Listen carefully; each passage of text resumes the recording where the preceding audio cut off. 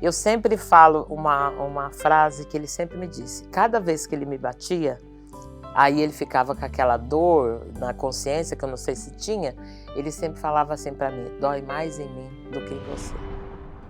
Essa frase é a frase que eu carrego na minha vida. Por quê? Porque eu vou poder ajudar outras mulheres. Falar, dói mais em mim do que você? Como assim? Você me desrespeitou, você me machucou, você arrancou sangue de mim, você me deixou hematoma, dói mais em mim do que você? Como assim? Sendo que eu que sofri, eu que senti a dor, eu que fiquei lá escondendo das pessoas, fora as humilhações. Tudo não, ó, as humilhações que acontecem, não é a alimentação que você gosta, não é a maneira da casa que você gosta, e você sempre vai ser a pior pessoa. No começo você é ótima. Você cozinha bem, apesar que eu vou te falar, eu cozinho bem, ele não posso falar que ele falava tão mal da minha comida que não. Mas existiu no começo do meu relacionamento, ele falava coisas absurdas da minha alimentação, do que eu preparava. Então, essas coisas tudo a gente escuta. Escuta que você não é boa nisso. Você é a pior pessoa que existe. São palavras que machucam no profundo. E tem mulheres, por exemplo, eu consegui sair, mas tem mulheres que ela vai ficar pro resto da vida. Existem algumas palavras que são os famosos, aquela coisa que fala assim, meu Deus, ó o gatilho. Eu sei lidar com gatilho, mas tem muitas mulheres que vai passar o resto da vida sem saber lidar com gatilho. E uma das coisas do gatilho que dá é as palavras que machucam. Porque quando você escuta uma palavra que ele falava ou que um agressor falou para você, você tem que saber como escutar isso. Por exemplo, louca é uma coisa que na época eu não podia escutar. Se a pessoa escutasse uma pessoa do lado falar, você é louca. Nossa, gente, eu queria avançar. Hoje não, hoje eu não estou nem aí se a pessoa chama eu de louca ou fala alguma coisa. Mas isso a maioria fala. A maioria não, eu acho que todos falam.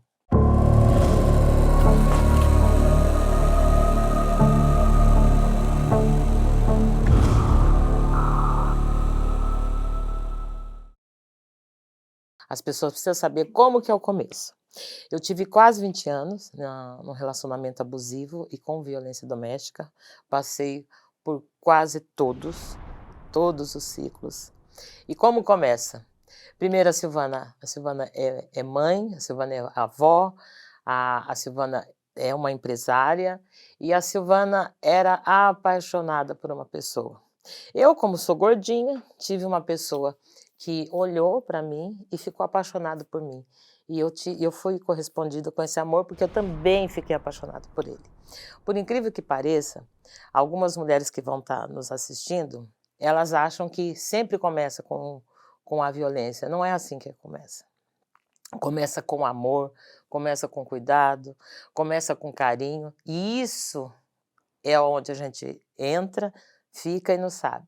Eu tenho certeza que muitas pessoas ficam imaginando por que que você ficou 20 anos.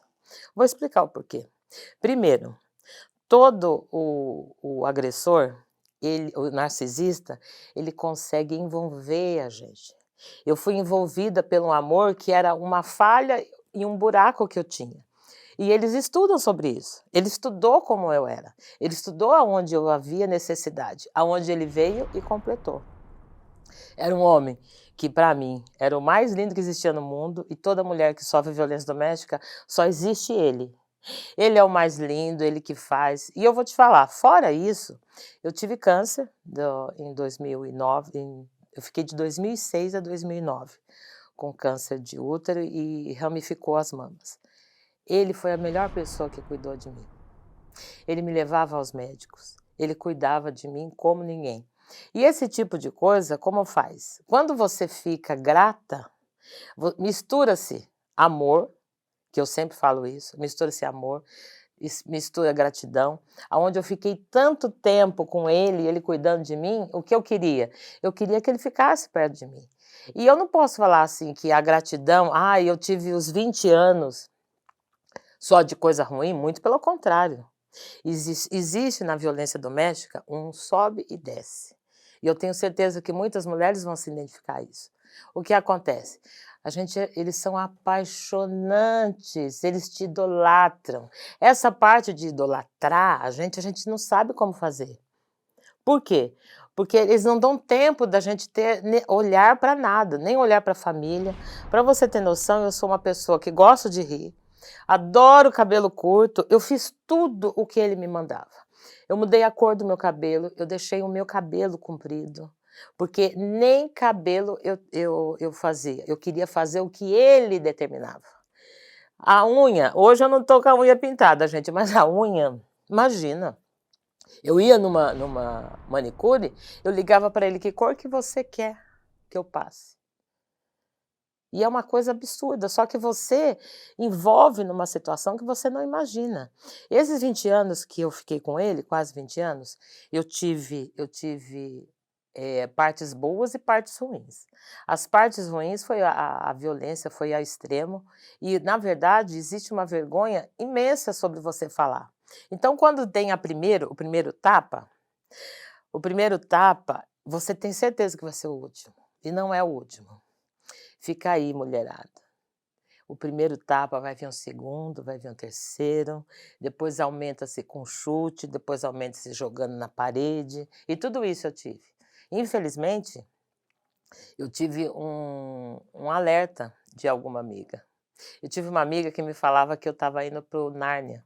"Ai, você está em Nárnia", e ela falou desse jeito assim para mim: "Você não é a primeira e não será a última". E você acredita que eu entrei sabendo que ele já era agressivo? Olha que absurdo. E tem muitas mulheres que entram sabendo que eles são agressivos. Eu sabia que ele era agressivo, ele já tinha histórico e mesmo assim eu paguei para ver. E como ele tinha aquele amor louco por mim e eu gostava de ser admirada por ele, eu gostava do que ele me dava. E é isso que existe a questão das mulheres ficarem na violência. Elas ficam na violência porque elas gostam desse carinho. Eu tenho uma situação que eu sempre falo para as mulheres: esse excesso de amor, ninguém tem excesso de amor, porque você pode não concordar com a opinião da outra pessoa, você pode não gostar da situação, e eu não tinha o não para ele. Sabe por quê? Eu sempre tinha o sim, porque o que valia era a palavra dele. Se você tiver num relacionamento abusivo e você tiver que tudo que você faz, você mata o seu eu para fazer alguém feliz, você realmente está passando pelo relacionamento abusivo. E nós temos que deixar bem claro que a violência doméstica não é só tapa. A violência doméstica, ela vem a psicológica, eu acho que é a pior. Ele me bateu muito, mas eu acho que o que mais ficou difícil para mim sair do relacionamento foi a questão do psicológico. O psicológico, ele mexeu demais comigo. O emocional, aquele medo da pessoa estar chegando, tudo isso eu tive.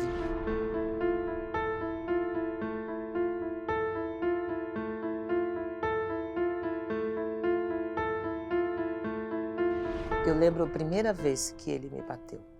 A primeira vez que ele me bateu, ele me deu um chute, que eu estava conversando com uma pessoa no meu trabalho. E eu mexi no cabelo, que eu tinha um cabelo, eu te falei, do meu cabelo era comprido. Então eu mexi no cabelo.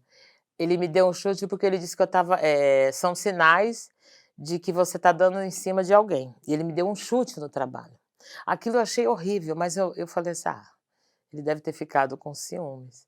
E a gente tem que entender, nós temos que entender, a gente não existe, né, nós temos que entender que eles dão indícios. Uma das coisas um dos indícios é o que eles já vão falando. "Olha, você está dando em cima de fulano". Quem estava dando em cima de quem? Outra coisa que ele falou, que ele fez, uma vez eu estava logo no começo do relacionamento, eu estava debaixo do chuveiro e ele chegou em casa e estava com ciúmes. Ele pegou todinha uma jarra de água gelada e colocou na minha cabeça, assim, jogou dentro da minha cabeça na hora que eu estava tomando banho. Ele falou assim: "Isso é para apagar o seu fogo". E tenho certeza que eu atendo mulheres que falam isso. Outra maneira que ele fez, é que eu tive tanto, apanhei tanto na minha vida que eu tenho vários, mas esses são assim, ele jogou álcool em mim. Ele não riscou, mas ele jogou álcool em mim. Essa situação foi uma situação que realmente me deu pavor. Me deu pavor, assim, que eu imaginava assim: "Meu Deus, eu não vou ver mais a mamãe, eu não vou ver mais meus filhos". E eu tinha o que acontece na violência doméstica? A gente se afasta. Eu tinha muito vergonha de estar passando aquilo. Eu fiquei afastada da mamãe, fiquei afastada da minha família toda e eu escondia de todo mundo, que eu morria de vergonha, porque foi uma decisão minha. "Ai, você ficou com ele porque", não, eu fiquei com ele porque eu quis. E isso tem que entender, porque as mulheres gostam de colocar culpa em outras. "Ai, foi sua amiga, a minha amiga que incentivou". Não, você ficou porque você quis. Eu fiquei com ele porque eu quis. E se eu fiquei com ele, então eu falava assim: "Eu quis, então agora eu vou ter que assumir". E é isso que está errado. Você fez uma escolha, mas você tem a escolha também de deixar isso para trás. E eu deixei isso para trás. Mas no começo, cada surra que eu levava, puxão de cabelo, ele me dava chute, ele chegava, porque ele era forte, ele me pegava assim e me jogava no chão. Ele batia no meu rosto. Olha, o meu rosto teve uma vez que foi até esse senhor já até faleceu. Ele era motorista da onde eu trabalhava, ele foi bater na porta de casa para saber por que eu não tinha ido trabalhar. Eu falei assim: "Não, eu não estou bem, eu não estou bem, a minha pressão subiu". A minha pressão vivia alta. Eu desenvolvi todos os tipos de depressão, eu tive diabetes, a minha pressão era altíssima. Depressão então, eu acho que todas entram. E olha só que absurdo, por que que eu estava naquilo? Porque eu quis. Olha, que loucura. Ele me batia tanto. Teve uma vez, eu tenho um lado, assim, que sempre, houve um desconforto.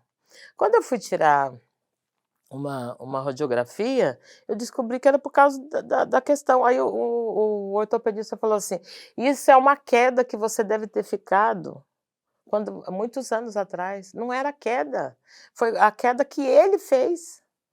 Eu apanhei de todas as maneiras. Eu tive meu rosto quase desfigurado. Eu lembro uma vez que um primo dele chegou, e eu estava assim, né, toda manchada. Estava manchada no braço, na perna e toda desfigurada. E ele olhava assim, e foi no começo do relacionamento. Eu poderia ter evitado isso. E é isso que a minha a parte que eu tento fazer com que as pessoas tome consciência disso, que ela pode dar um basta antes.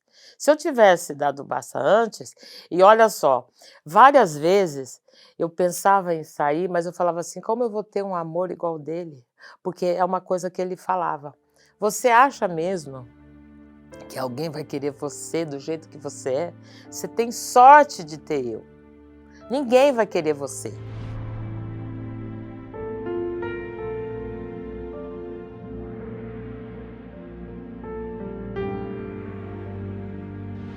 Essa dependência emocional, ela é absurda. Eu sentia falta dele me beijar, eu sentia falta dele ficar falando comigo. Ele tinha me batido um dia antes, era para eu não beijar ele no outro dia. E sabe qual é o pior? Ele batia em mim e eu ainda fazia amor com ele depois. E isso acontece muito mais do que você imagina. Eu não tinha coragem de falar não. Não que eu não quisesse, ai, e o dia que eu não quisesse, eu fazia também. E isso tem que deixar bem claro que existe isso. Ele acabava de me bater, depois ele vinha, me acarinhava. "Ai, como você sabe o quanto que eu te amo", e isso no começo você acredita.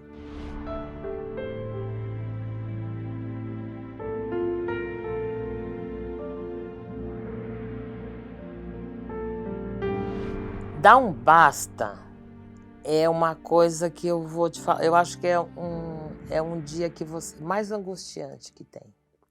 No dia que eu dei um basta, eu lembro que ele tinha bebido muito, ele veio ele me agrediu demais, ele me deu imagina só, a mão dele ficava assim, a mão dele dava quase 2. Ele me deu um tapa no meu ouvido tão forte, que eu fiquei quase 1 ano sem escutar nova o meu ouvido. e ele batia só no meu rosto, só no meu rosto. Eu fiquei assim, eu fiquei com um problema, eu tive que fazer ressonância, por causa da cabeça, eu fiquei zunindo a minha cabeça por, olha, quase um ano. E nesse dia, eu tinha escondido, porque o que acontece, eu vou falar da minha parte. Tive época que eu tive dinheiro com ele, mas nessa época, eu estava numa situação que eu tive que pedir cesta básica para uma amiga que me serviu. Eu não tinha nada, não tinha dinheiro, não tinha nada, porque a gente já não trabalhava, a gente estava só vivendo de amor. Eu tinha guardado um dinheiro dentro do meu RG. Aí eu saí, ele saiu, ele me bateu demais, ele falou que ele não queria mais ver aquilo. Ele falou assim, e saiu, depois dele ter me acabado na pancada. Aí eu falei assim: "Agora deu um basta". Peguei minha bolsa, eu saí de bermuda, saí de camiseta e um sapato, e meus documentos. O que eu fiz, a primeira coisa que eu fiz, liguei pra tia dele, falei assim: "Olha, eu tô saindo porque ele me bateu". Aí ela falou assi eu falei assim: "Eu tenho medo de repente ele querer fazer alguma coisa, se matar", que a gente não sabe como tá, né, porque estava alcoolizado. Aí ela falou assim: "Tudo bem". Aí o que eu fiz? Liguei para os meus 2 filhos, né, um é o sobrinho filho. Liguei para o meu filho e falei assim: "Olha filho, você me pega?". Aí eu cheguei no centro, ele me pegou no centro de Barueri, aonde ele me levou para casa dele. E eu vou falar uma coisa, eu acho que o abraço do meu filho foi a coisa que eu mais precisava na época, de saber que eu estava próximo. Porque ele não me criticou. Olha só que loucura, né, porque se ele tivesse me criticado, eu não sei o que ia fazer. O outro não, o outro já chegou inconformado: "Não, a gente tem que ajudar", mas assim, o meu filho só me abraçou. Não falou nada, ele só falou assim: "Eu tô aqui mãe". Eu acho que foi o melhor abraço na minha vida que eu tive, foi quando meu filho me abraçou.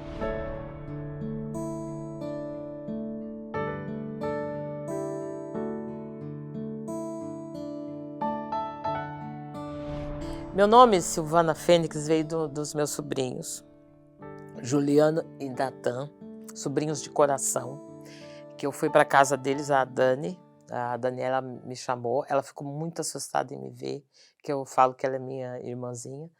Ela ficou muito assustada em me ver, eu fazia tempo que eu não cortava o cabelo, porque eu não tinha nem shampoo para lavar o cabelo. Então meu cabelo ficou grande, então ficou um tufo, assim, que eu deixava escondido. E eu cortei o meu cabelo lá.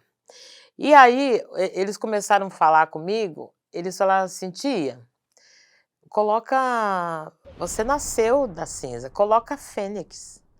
Eu falei assim: "Fênix", ainda eu lembro que o Juju falou assim para mim: "Mas põe fênix", não, aí o Juju falou fênix e o meu sobrinho Natan falou assim: "Tem que ser fênix, mas tem que ser foênix, que é mais charmoso". Aí naquela época, eu perante a dor tudo né, era abril, ele começou a fazer algumas fotos minhas. Ele fez inclusive uma reconstrução de uma foto que está nas minhas mídias, ele fez uma reconstrução de como o meu rosto ficava, e eu coloquei o meu rosto, ele fez uma foto maquiada e uma foto de como eu ficava, toda com hematoma. Aí essa foto foi para o Facebook. Quando essa foto foi para o Facebook, eu fui chamada para fazer parte de um calendário, pelo projeto Bastê, que é a Thaís Santesi. Aí ela falou assim: "Você quer ser modelo quer ser modelo do meu calendário?" Eu falei assim: "Claro". Ali eu vi, eu falei assim: "Não, como assim?". Ela falou assim: "As mulheres precisam", porque o projeto Bastê trabalha com relações abusivas e eu sou madrinha do projeto. O que aconteceu? Ela falou assim: "Pessoas precisam escutar a sua história". Aí foi quando eu fiz as fotos e eu raspei o meu cabelo. Quando eu raspei o meu cabelo, foi assim, uma coisa que as mulheres queriam saber porque eu tinha raspado o cabelo. Eu raspei o cabelo porque ele mandava no meu cabelo, demais, então que eu queria dar um basta naquilo.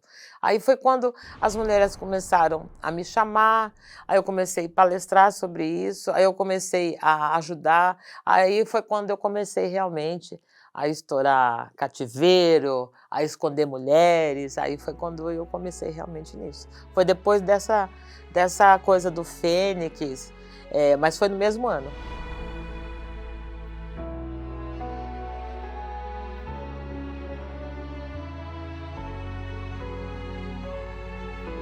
Teve uma menina que foi molestada pelo pai de 3 anos, e eu fui dentro da comunidade para buscar, eu fui com mais dois policiais à paisana, eu entrei de palhacinha dentro da comunidade, e ele tinha molestado a menininha de 3 anos. Eu vou te falar, é uma das coisas piores que eu já vi na minha vida. E pegar a criança toda ensanguentada pelo pai, e a gente entrou na comunidade, eu entrei de palhaça, né, mais palhaça, né, mas entrei toda caracterizada, entrei dentro da comunidade, com bala para chegar até o local. Quando eu peguei a criança ensanguentada, aquilo foi uma das coisas mais absurdas que eu vi na minha vida. Ali me doeu, profundamente, porque ali eu lembrei como mãe, lembrei como vó, e quando você pega uma criança que foi molestada pelo pai, você não sabe o que você não consegue pensar. E essa foi uma das que me doeu muito, ela ficou escondida em Alphaville, e nesse esconderijo, a menina levou médicas, fizemos até umas coisas bem proibida pela medicina, mas nós conseguimos cuidar da menina, conseguimos um médico que deu uns pontinhos e tudo. Foi muito difícil ver, mas assim, foi a coisa mais mal feita que a gente fez, porque não podia ser feito, mas a gente sabia que ela era de uma família que ela poderia ser assassinada.